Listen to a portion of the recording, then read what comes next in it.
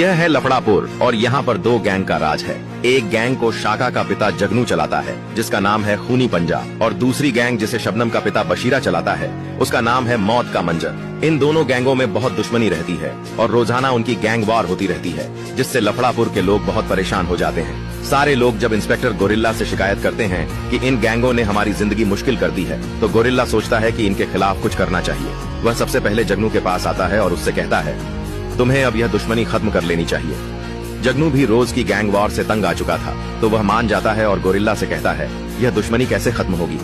Gorilla कहता है, अब एक ही तरीका है, अगर तुम शाका की शादी शबनम से कर दो तो यह दुश्मनी रिश्तेदारी में बदल जाएगी और खत्म हो जाएगी। जगनू तैयार हो जाता है और जगनू के कहने पर शाका भी मान जाता है। जगनू बशीरा के पास जाता है और कहता है, यह रोज रोज की गैंग वॉर ठीक नहीं है, अब इस दुश्मनी को रिश्तेदारी में बदल दो।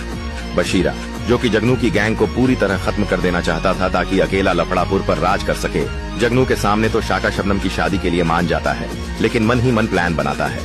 अब हमें मौका मिला पूरी गैंग को खत्म करने का। जैसे ही वे रिश्ते की बात के लिए आएंगे, सबको मार डालना है।